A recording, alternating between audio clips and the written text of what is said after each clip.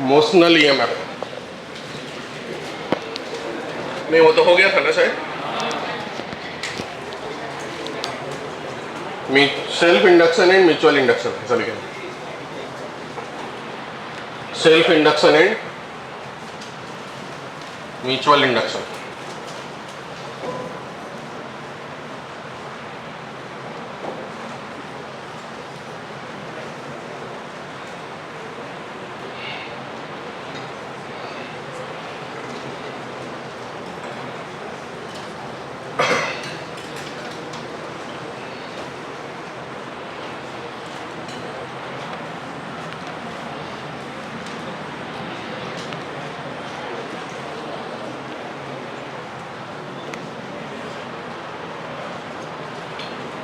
मान लीजिए ये कोई कॉइल है,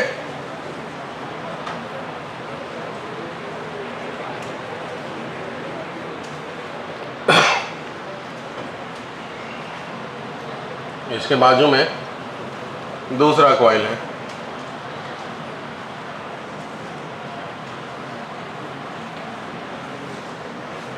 तो क्या होने वाला है, इस कॉइल में जो करंट लगे हुए हैं उसके डायरेक्शन बार बार बदल रहा है। ऐसा एक बार ऊपर से नीचे की तरफ आ रहा है, फिर दूसरी बार नीचे से ऊपर की तरफ जा रहा है। ये डायरेक्शन बदलने की वजह से यहाँ मैग्नेटिक फील्ड में बदलाव हो रहे हैं। मैग्नेटिक फील्ड में बदलाव होने का मतलब फ्लक्स बदल रहा है। तो जो फ्लक्स बदल रहा है तो ईएमएफ जनरेट होंगे, और जो ईएमएफ जनरेट होंगे तो करंट भी जनरेट होंगे, जो एक्चुअल करंट के क्या होंगे, अपोजिट में। तो इस प्रोसेस में क्या होता है कि यहाँ जो flux link with primary coil, इसे मैं प्राइमरी कॉइल कह देता हूँ, इसे मैं सेकेंडरी कॉइल कह देता हूँ। तो प्राइमरी कॉइल में जो फ्लक्स है वो इक्वल टू हो प्राइमरी कॉइल का एरिया, प्राइमरी कॉइल का number of turn into primary coil में मैग्नेटिक फील्ड।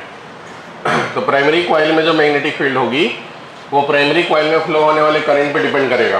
तो इसलिए ऐसा बोल सकते हैं, flux in primary coil directly proportional to current in primary coil. बराबर, प्रोपोर्शनलिटी हटाएंगे तो कांस्टेंट आएगा।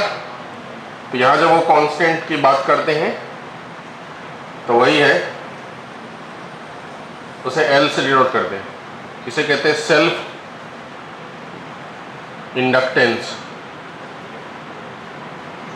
ये जनरेट क्यों हुआ,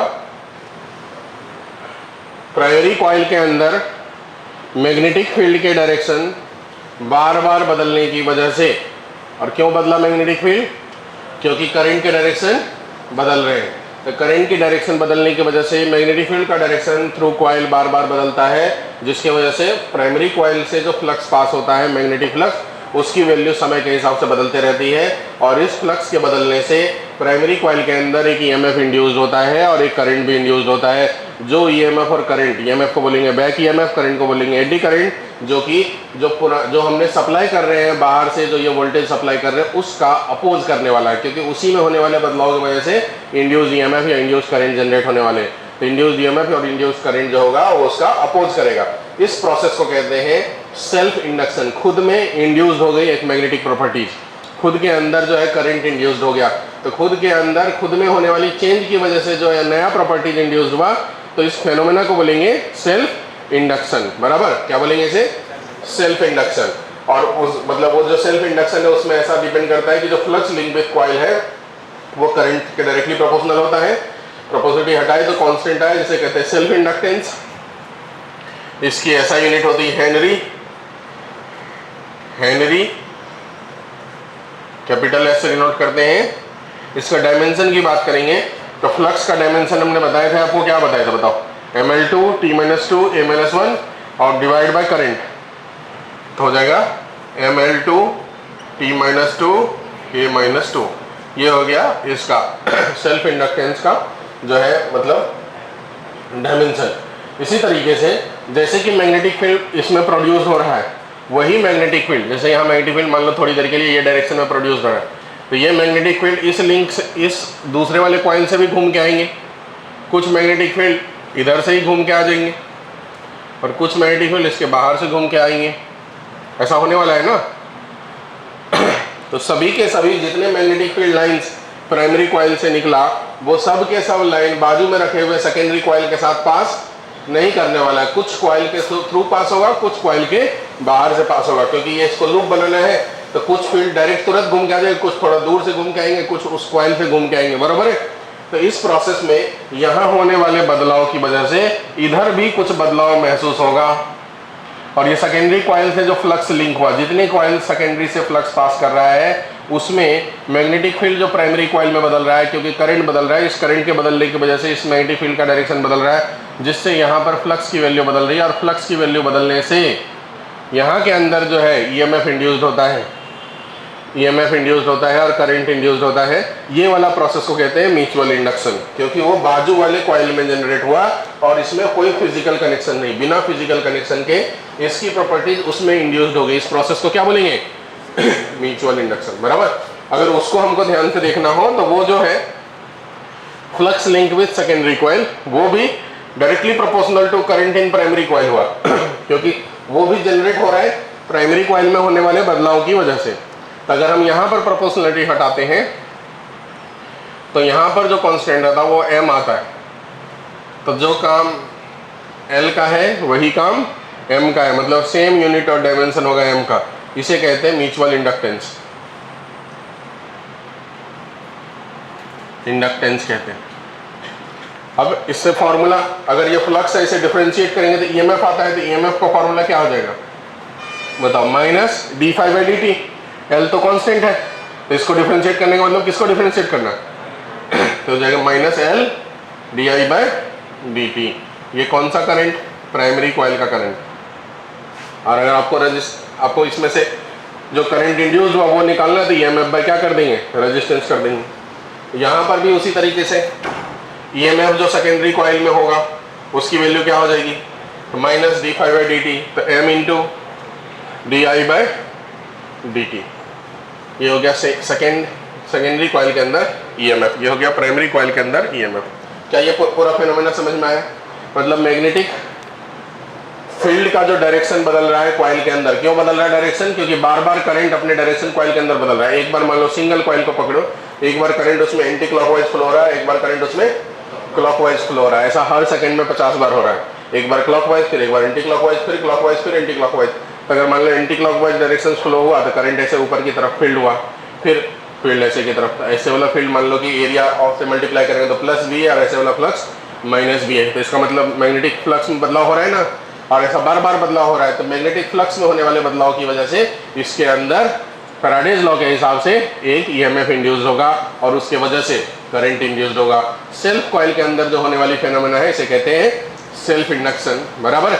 और इसका वैल्यू जब हम निकालेंगे तो इसमें जो फ्लक्स लिंक होगा वो प्राइमरी कॉइल में करंट जो होगा उस पर डिपेंड करेगा डायरेक्टली। करंट में ज़्यादा बदलाव होगा तो ज़्यादा फ्लक्स होने वाला है, करंट कम होंगे तो फ्लक्स कम होने वाले हैं। और उसे डिफरेंशिएट करेंगे तो ईएमएफ आएगा। तो ईएमएफ का फॉर्मूला हो गया माइनस L di/dt। L जो है सेल्फ इंडक्टेंस है, कांस्टेंट है, उसकी ऐसा यूनिट हेनरी होती है, डायमेंशन ml2 t-2 a-2 होता है।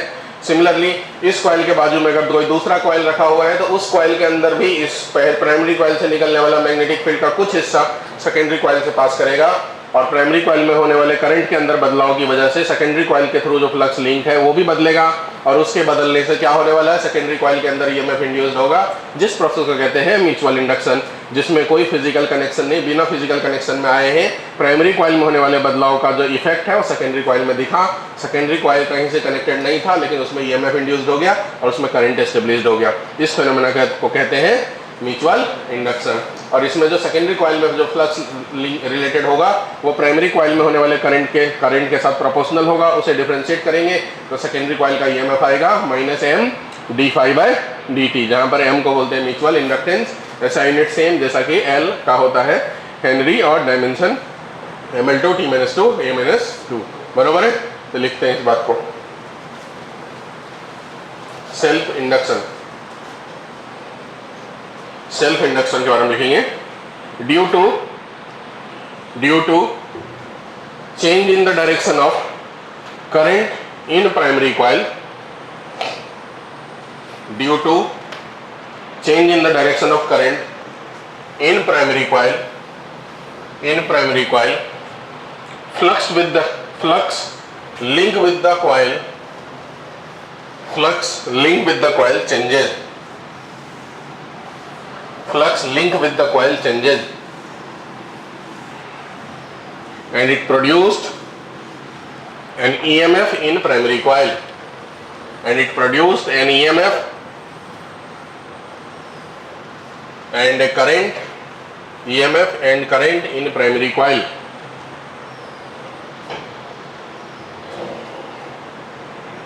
That oppose the actual source, that oppose the actual source, that oppose the actual source. This phenomena is called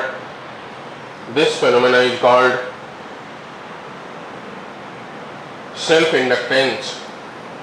This phenomena is called self-inductance.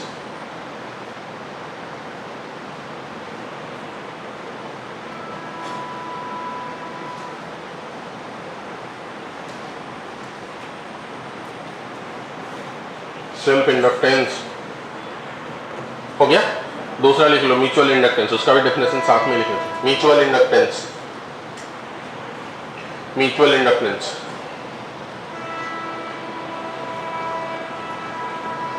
Mutual inductance.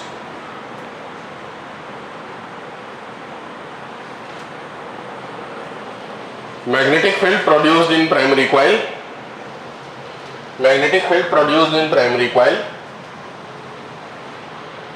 also passes through secondary coil, also passes through secondary coil. Hence due to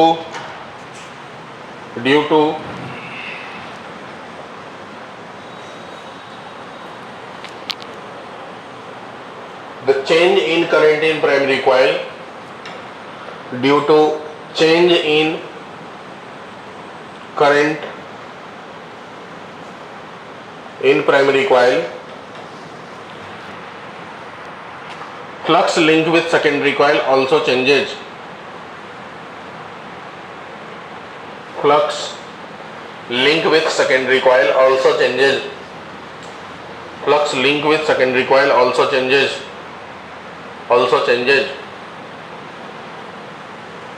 Hence EMF and current induced in secondary coil.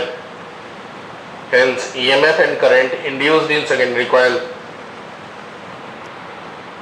EMF and current induced in secondary coil without any physical connection. Without any physical connection. This phenomena is called mutual inductance.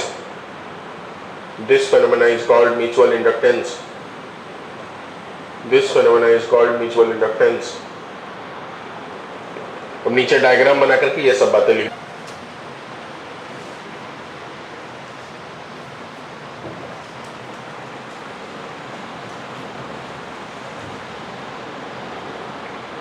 Next लिखो energy stored in coil. Energy stored in coil, energy stored in coil. कोई भी coil है इसमें current flow हो रहा है, इसकी self inductance है L, इसमें एनर्जी कितना स्टोर्ड हुआ। एनर्जी का मतलब होता है integration of power into dt। Power को कह सकते हैं voltage into current into dt, और वोल्टेज को कह सकते हैं EMF into I into dt। तो EMF की वैल्यू है L di/dt into I into dt। dt cancel हो गया, ये हो गया इंटीग्रेशन ऑफ Li di। इसे इंटीग्रेट करेंगे तो हो जाएगा हाफ Li स्क्वायर। तो ये हो गया एनर्जी स्टोर्ड का फॉर्मूला, हाफ Li स्क्वायर। जैसे हाफ CV स्क्वायर होता था, यहाँ पर हो जाएगा कॉइल के अंदर हाफ Li स्क्वायर। नीचे बना दे।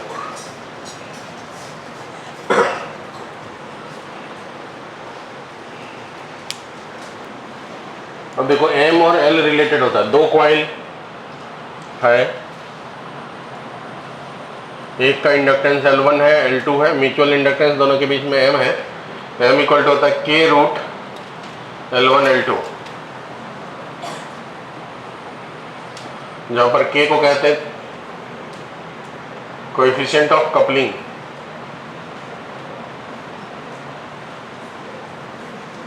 इसका वैल्यू 0 होता है अगर वायर लूज तरीके से वाउंड किया हुआ है तो शाफ्ट के ऊपर। इसका वैल्यू 1 होता है अगर बहुत ज़्यादा टाइट तरीके से वाउंड किया होगा। तो बाकी केस में 0 से लेकर के 1 तक होगा। जो कॉइलिंग करने वाले, तो कॉइलिंग हमने आपको बताया था एक दिन कि शाफ्ट के ऊपर करते, एक सपोर्ट के ऊपर। अगर मैंने नॉर्मल तरीके से इसे कॉइल कर दिया मान लो, और ये कॉइल जो है वो लूज है, तो अगर ये लूज है तो इसमें कोएफिशिएंट ऑफ कपलिंग जो होगी उसकी वैल्यू 0 हो जाएगी। और अगर 0 हो जाएगी तो म्यूचुअल इंडक्टेंस होगा नहीं, मतलब दूसरे कॉइल से इस कॉइल में फिर एनर्जी ट्रांसफर नहीं होंगे, तो वो फेनोमेना जो है वो बंद हो जाएगा। तो ऐसे जैसे फैन है, फैन में अगर आपको ख़राब करना है फैन को, तो खोल लो और उसको कॉइल को थोड़ा लूज कर दो, तो फैन जो है थोड़ा लूज करेंगे तो स्लो चलेगा, और पूरा लूज करेंगे तो चलेगा ही नहीं, बंद हो जाएगा, क्योंकि फिर एनर्जी ट्रांसफ़र होना बंद हो जाता है इस प्रोसेस में। तो एनर्जी ट्रांसफ़र अगर करना है तो ये प्रोसेस होना चाहिए, और ये प्रोसेस तब होगा जब के की वैल्यू 0 नहीं होगी, मतलब कब नहीं होगी, जब लूज तरीके से बाउंड नहीं करेंगे। इसलिए आपने अगर देखे होंगे किसी जो है फैन ठीक करने वाले को, वो पूरी एनर्जी लगा करके कॉइलिंग करते रहता है। आजकल तो मशीन हो गई, मशीन से करते हैं, नहीं तो जब मेरे मशीन नहीं था 5-7 साल पहले तक, तो दुकान पे जो रिपेयर करते थे वो समय लेके कॉइलिंग करते थे, मतलब टाइम लगाते थे, काफ़ी टाइट तरीके से कॉइलिंग करते थे, ताकि ये वैल्यू 1 हो जाए, या जितनी ज़्यादा से ज़्यादा हो सके। आइडियल केस में पूरा टाइट रहेगा तो 1 हो जाएगा, नहीं तो 0 से लेके 1 तक होगा। जितनी ज़्यादा के रहेगी उसके करस्पॉन्डिंग एम जो है ज़्यादा डेवलप होंगे, तो ज़्यादा एनर्जी दूसरे कॉइल में ट्रांसफ़र हो जाएगा। तो ये हुआ इसका रिलेशन, लिख लेंगे relation between L and M.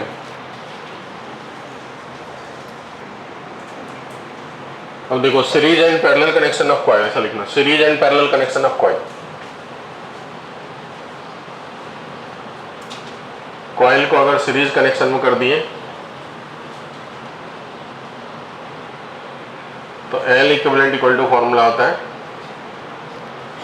L1 plus L2 plus minus 2M। वैसे ज़्यादातर केस में M को नेग्लेक्ट ही करना, लेकिन कभी M को नेग्लेक्ट नहीं करना पड़े तो इस केस में मान लीजिए इसका L1 है, इसका L2 है, अगर करंट का सेंस सेम हो तो यहाँ पर L equivalent L1 plus L2 हो जाएगा, प्लस 2M हो जाएगा। और करंट का सेंस अपोजिट हो, सेंस अपोजिट कहने का मतलब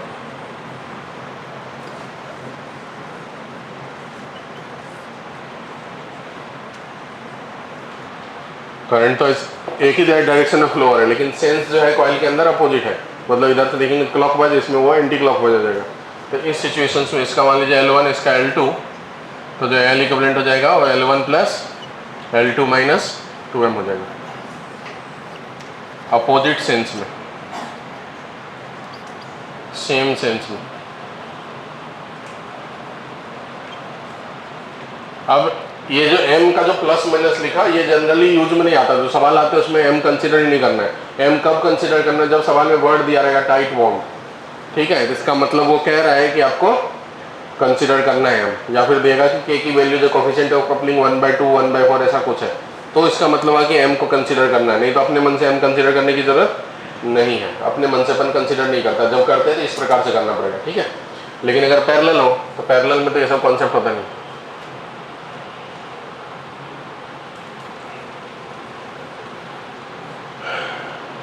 L1 है, L2 है, तो 1/L equivalent equal to 1/L1 plus 1/L2, मतलब रेजिस्टेंस के जैसा समझो, L1 L2/L1 प्लस L2। तो सीरीज पैरेलल एज रेजिस्टेंस ऐसा भी लिख सकते हैं एक लाइन, नहीं तो ये सब बातें लिख डाल।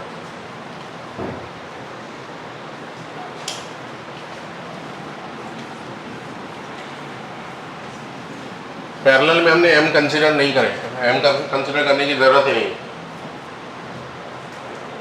क्यों जरूरत नहीं है, क्योंकि अभी जब हम यही बताते तो देखो ये हुआ पैरेलल, इसके बाजू में दूसरा, तो यहाँ से जितनी भी फील्ड निकल रही है, हमने सोलेनॉइड में तो पढ़े थे कि फील्ड की डेंसिटी ज़्यादा से ज़्यादा अंदर में होती है, बाहर तो बहुत कम हो जाती है, तो ये फील्ड जो निकल रही है तो उसमें से कुछ ही लाइन यहाँ से पास करती है। तो वैसे भी ये प्रोसेस बेनिफिशियल नहीं है म्यूचुअल इंडक्शन के लिए, क्योंकि कुछ ही लाइन यहाँ से पास करेगी, क्योंकि कुछ इधर से पास कर जाएगी, कुछ बहुत सारे स्पेस में बहुत सारी जगह वहाँ से पास करेगी। तो जितनी एनर्जी हम प्राइमरी कॉइल में दे रहे हैं वो पूरा का पूरा एनर्जी सेकेंडरी कॉइल तक लिंक नहीं हो रहा है। तो ये इस वजह से म्यूचुअल इंडक्टेंस को हम कंसीडर नहीं करते, क्योंकि कम से कम वैल्यू हो जाती है पैरेलल में। ट्रांसफार्मर में भी यही प्रोसेस यूज होता है, लेकिन ट्रांसफार्मर को एनर्जी को लॉस को कम कराने हैं तो वहाँ इस लॉस को कम करने के लिए क्या करते हैं, एक ही शाफ्ट के ऊपर दोनों कॉइलिंग करते हैं। ये हुआ प्राइमरी कॉइल और इसी के ऊपर कर देते हैं दूसरा वाला सेकेंडरी कॉइल। तो इससे क्या हुआ, जितनी नंबर ऑफ लाइन्स यहाँ से निकली वो सब के सब सेकेंडरी में चली गई। ठीक है, तो यहाँ मैग्नेटिक लॉस कम हो गया। जितना लाइन हमने प्राइमरी कॉइल में मैग्नेटिक फील्ड प्रोड्यूस करने में जो एनर्जी दी है वो सब के सब एनर्जी या मोस्टली एनर्जी यूज हो गया सेकेंडरी कॉइल में चला गया। और अगर ऐसा नहीं करेंगे, आजू बाजू में रखेंगे, जैसा मैंने डायग्राम बनाया था म्यूचुअल इंडक्शन समझाने के लिए तो बता दिया था, लेकिन उस प्रोसेस में म्यूचुअल इंडक्शन लगभग नहीं के बराबर होता है। क्यों? क्योंकि जितनी एनर्जी निकलती है मैग्नेटिक फील्ड लाइन के रूप में समझो वो सब के सब सेकेंडरी कॉइल में जाता ही नहीं, बहुत कम परसेंटेज जाता है। क्योंकि जब हम आपको पढ़ा रहे थे तब हमने बताए थे कि इसमें ऑलमोस्ट यूनिफॉर्म और बाहर में टेंस टू जीरो, तो ये बाहर वाला ही पॉइंट हो गया ना दूसरा वाला कॉइल, जहाँ मैग्नेटिक फील्ड जो है उसकी वैल्यू बहुत कम हो गई। तो बहुत कम हो गई तो बहुत कम ही फ्लक्स वहाँ लिंक होगा, तो इसलिए जो ज़्यादा एनर्जी हमारी है वो लॉस हो गया, वेस्टेज हो गया, जो सेकेंडरी कॉइल में ट्रांसफर नहीं हो रहा है।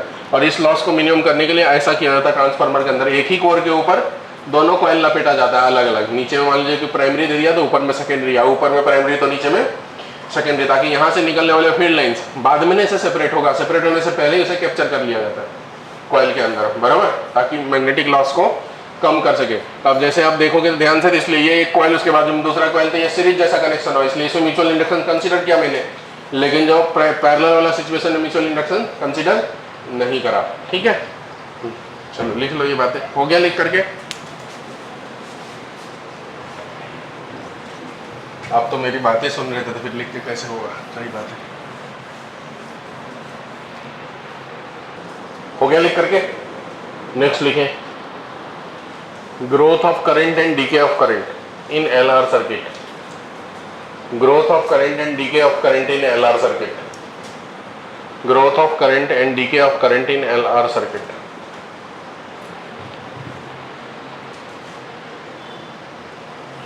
पहला इसमें लिखेंगे ग्रोथ ऑफ करंट।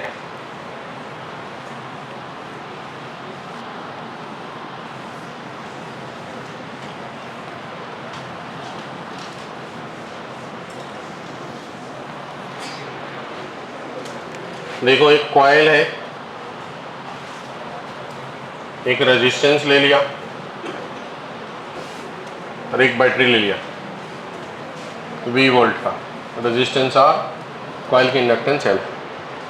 इसमें किरचॉफ लॉ लगाता हूँ मैं, मान लो करंट ऐसा फ्लो हो रहा है, किरचॉफ लॉ लगाता हूँ, तो इसके अक्रॉस वोल्टेज लिखूंगा +V, इसके अक्रॉस लिखूंगा -LdI/dt, और वही करंट अगर यहाँ से फ्लो हो रहा है तो -IR इक्वल टू 0। तो यहाँ से LdI/dt की वैल्यू हो जाएगा V -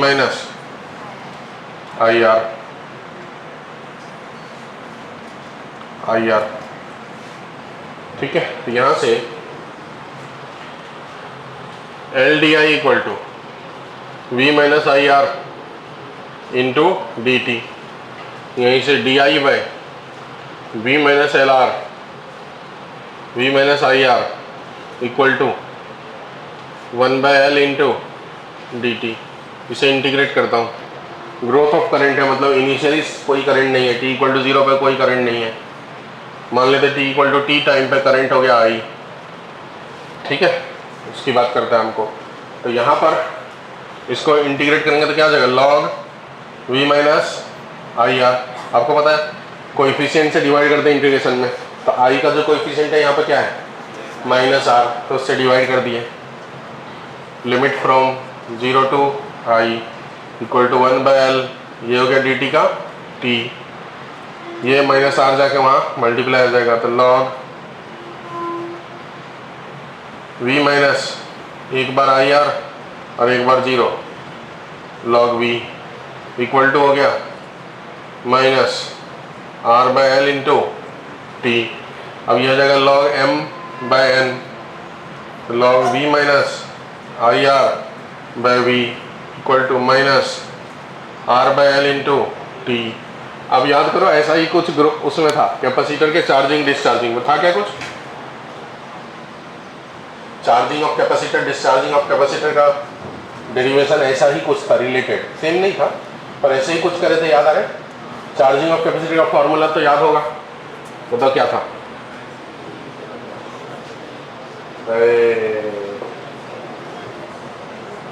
सोते रहे,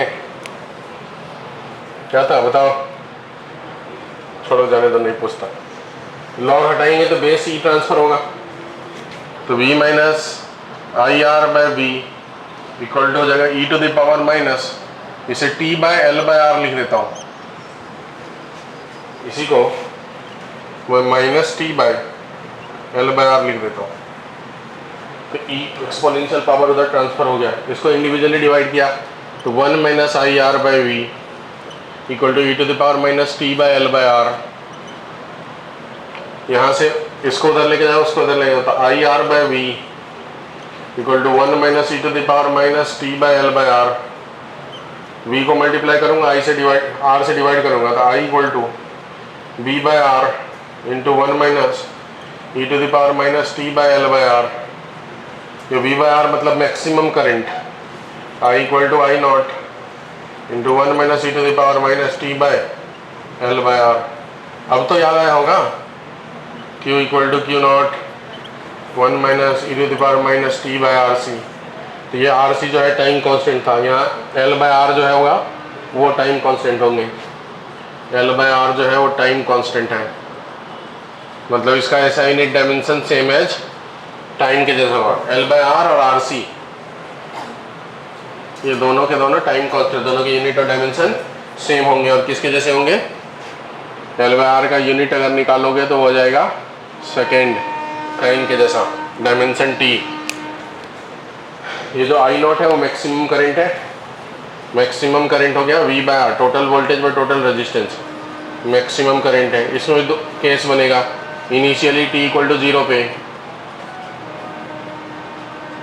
इनिशियली टी इक्वल टू 0 पे, टी की वैल्यू 0 रख दो, ये टर्म 0, ये टर्म 0, ई पावर 0 1, तो 1 माइनस 1 0, तो करंट की वैल्यू 0 रहेगी, इनिशियली कोई करंट नहीं होगा। उसी तरीके से T equal to 1 time constant मतलब एल बाय आर पे करंट की value I not into 1 minus E to the power minus 1 ऐसा हो जाएगा, तो आई not into 1 minus 1 by E की वैल्यू 0.37 होती है, तो ये 0.63% ऑफ आई नॉट। ये भी ऐसा ही कुछ था वहाँ पर। तीसरा केस होता है स्टडी स्टेट, लॉन्ग टाइम, मतलब time tends to infinite, infinite करेंगे तो करंट मैक्सिमम हो जाएगा, I equal to I naught 1 minus E to the power minus infinite. इसे सॉल्व करेंगे तो आई नॉट 1 माइनस 1 बाई पे पावर इनफाइनाइट, ये टर्म 0 हो जाएगा, मैक्सिमम करंट हो गया। अगर इसका ग्राफ बनाएंगे करंट वर्सेस टाइम का, maximum current V by R I not, ये होने वाला है इनफाइनाइट में, तो ग्राफ ऐसा कुछ होगा, ठीक है। 1 टाइम कांस्टेंट पे T equal to L by R पे 63%, 0.63 ऑफ आई नॉट, सेम वैसा ही है जैसा चार्जिंग ऑफ कैपेसिटर का, बना दे।